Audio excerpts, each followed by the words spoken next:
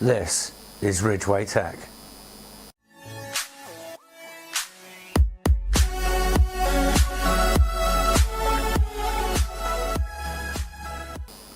Hi guys, I'm Craig. With Intel releasing a new 10-core chip costing the price of a small car, we thought we'd see what we could do on a slightly more modest budget. We picked ourselves up an Intel X5650, it's a 6-core Xeon part, and we put it in an X58 motherboard. So on with the build. I'm just going to talk about some of the parts as we build it, because time's getting on and I need to get this built. So we've got our Xeon chip here, which is our it's an X5650. It's clocked at 2.66, turbos to 3.06. It's a Xeon 6 core, as I said before, and it's a 95 watt part, 32 nanometer, with GDP of 81.3 degrees C. So hopefully we might be able to get a bit of nice overclocking out of that, but we will see. And the board that we have here is actually a Gigabyte, and it's a GA-X58 It's got USB 3, it's got Gigabit NICs, 6 SATA ports, 7.1 audio with support for Dolby Home Theatre, DDR3 up to 2200 MHz, although we won't be running it that fast, so I very much doubt. And we've got support for SLI or Crossfire as well. We've got 12 gigabytes of Corsair Vengeance memory that we're going to put in, and that's triple channel. So we've got 3 of those that we're going to be putting in. And that makes our 12 gigs. And then we've got also 120 gig SSD that we're going to be throwing into the mix, also powered by a Cooler Master 750 watt power supply. We're going to be cooling the chip with a Noctua CPU cooler.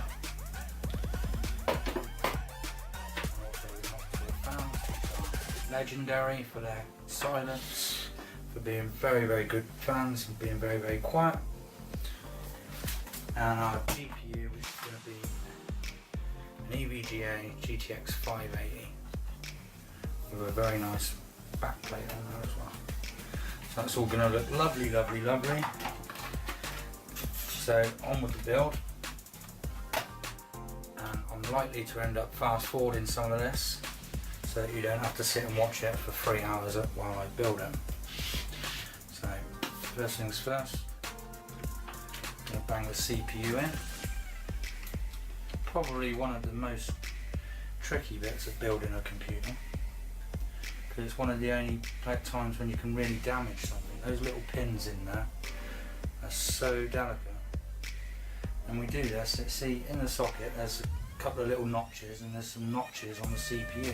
There's also a little triangle that you can line up on one of the corners as well, but I tend to look at the notches before I do that. And it's called a ZIF socket because that means zero insertion force.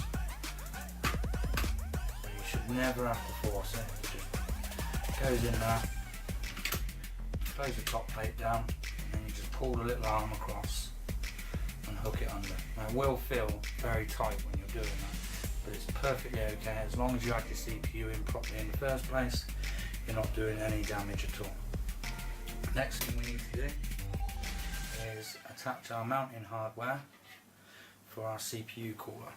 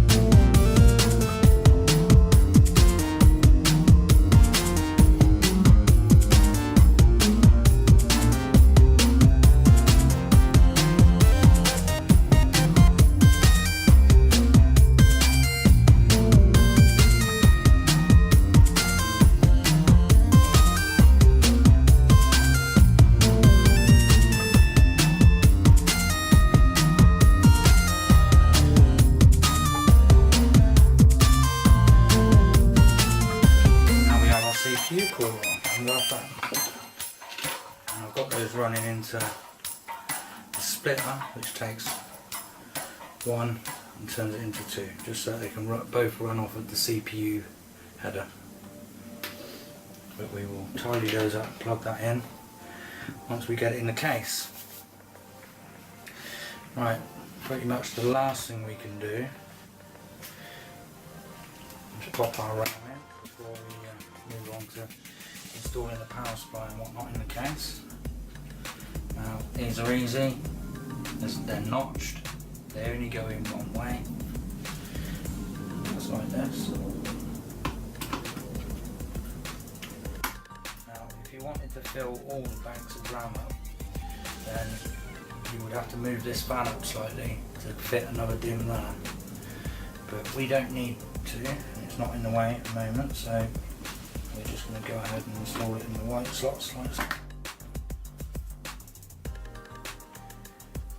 You want to stick to, you don't want to go white, blue, white or anything, you want to stick to what your motherboard manual tells you, and generally it will be like this so that it runs in triple channel. Otherwise if you put two next to each other it may only run in single channel and you're not getting the full performance of your memory.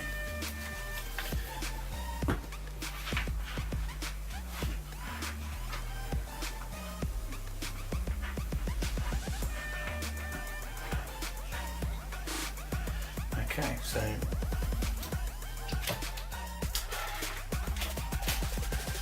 going to put that to one side.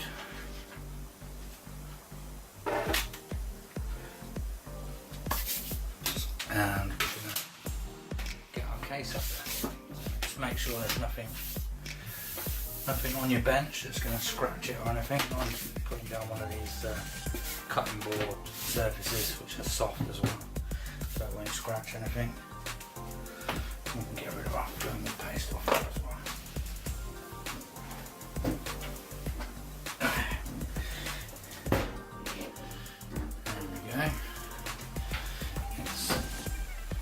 NZXT S340. And the first thing we're going to do is take that beautiful side panel so we can get inside it.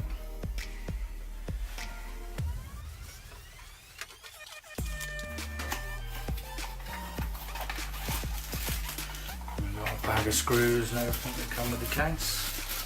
That's going to have all your fan screws, motherboard standoffs, that sort of thing. We've also got motherboard standoffs already in here. That middle one's actually a post by the looks, so it won't screw down. We're set up for ATX already, great. Now you'll notice that our power supply is actually going to fit down here in the bottom in this basement area. So it's going to require us to take off this back plate panel here, I think, to slide it in.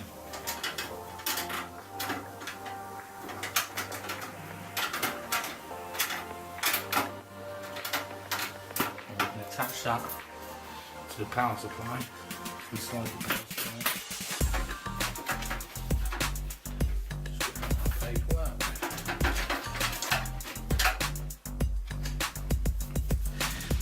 Take off the other side panel while we're here as well.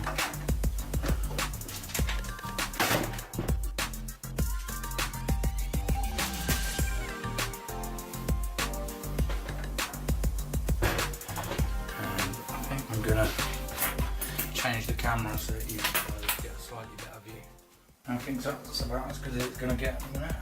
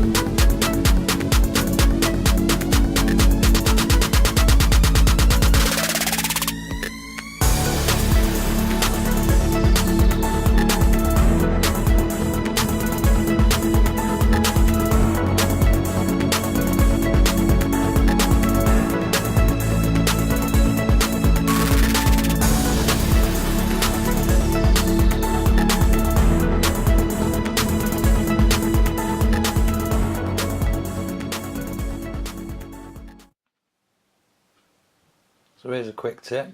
If you've ever got extra USB 3.0 on the front of your case but you don't have it on the motherboard, you can get these things. It's just a USB 2.0 motherboard header to the USB 3.0. Simple little fix.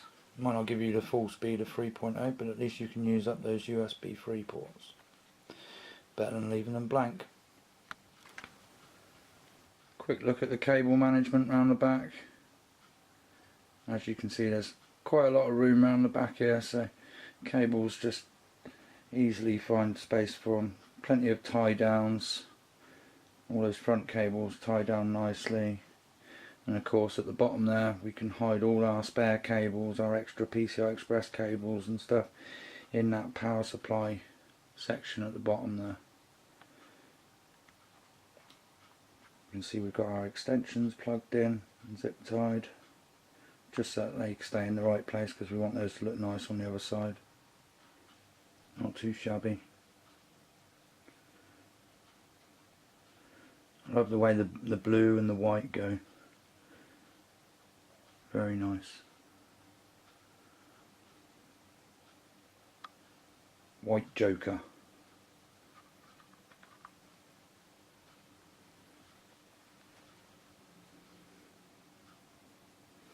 Of course, the sort of angle you'll have be that kind of an angle, I would imagine, when it's up on your desk. Obviously going through the window. And it does look very clean and tidy.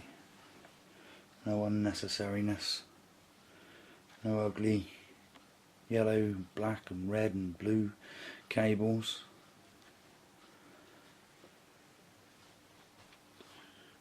Tight squeeze down there for the EPS cable.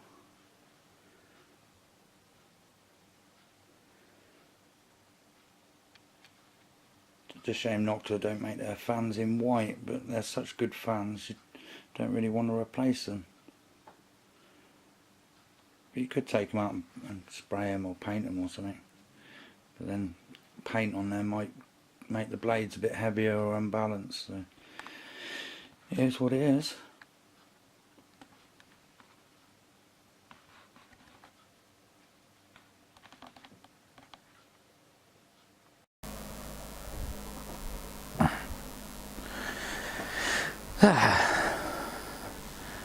Well, as you can see, we've got it all built. Now, let me talk you through it. So, got it all built, stuck a thumb drive in, ready to install Windows, hit the power button, fans spin up, nothing happens. We're just not getting a post screen or anything. I think, oh my god, what's going on? All this kit's been tested before we started the build. So, the one thing that hadn't been tested, we hadn't put the Xeon chip in the board. We'd been testing it with an old, with an i7 950. Now it turns out that the very latest version of the BIOS, I think it's like the F5 or something, just straight up didn't like the Xeon. I mean, we'd had a look to see whether this board supported the Xeons, and it did support it. But when we looked into it a little bit more, the only place I could find of anybody that tested it before was somebody, and they tested it on an F2 BIOS. So we went ahead, we swapped the CPU out for the i7, we loaded the F2 BIOS, and by this point I'm wondering whether the Xeon chip's going to work at all. We pop the Xeon chip back in, and boom, it just works. Brilliant.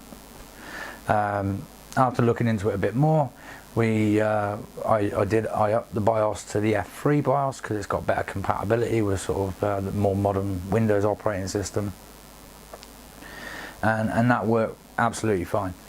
The overclocking was fine. Base clock, it loved it. You know, we just keep going up on that. I mean, I got that base clock from 133 to 170 without changing a damn thing, nothing. And it just loved it.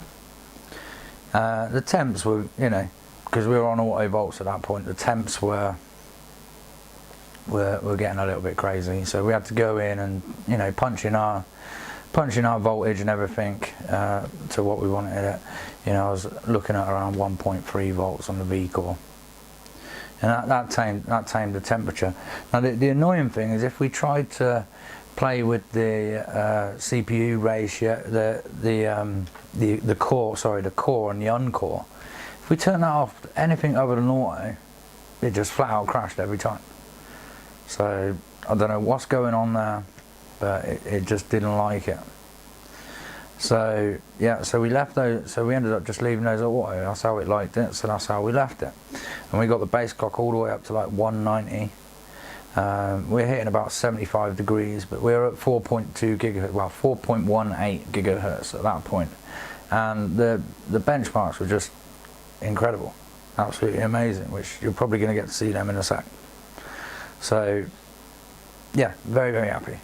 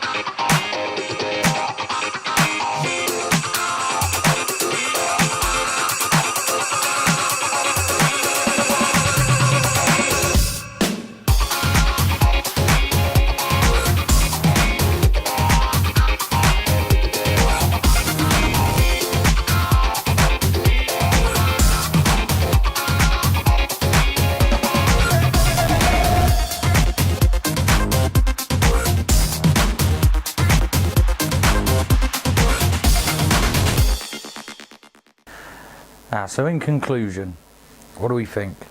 Well, we had a few problems while we were building it. You really got to make sure that you get that motherboard compatibility right. We hadn't realised that we were going to have any BIOS problems while we were doing it, but we were able to work our way around it. If we hadn't have had an i7 chip to put in the board so that we could reflash the BIOS to something where it worked, then we would have really been stuck. But luckily we have that kind of kit on hand. It was nice. It was a joy to build. It was nice to go back using that triple channel memory again, and the overclocking was really satisfactory. I mean, it really did kick the snot out of most of the newer stuff on the market now, and it really, you know, £60 for that chip. I mean, that's just a billy bargain. Unfortunately, the motherboards are, you know, quite expensive. That's the one drawback, because there's an abundance of chips on the market, and the motherboards are few and far between, so they're holding their value. They really are. But what can I say? We're lacking SATA 6. That's unfortunate, but you don't really notice it when you're looking at random access. You don't really notice it. What else can I say about it? Yeah, it just it kicks the snot out of stuff you can buy that costs much more money. So my conclusion is, probably don't make this the first computer you go out and build, because there are a few snags.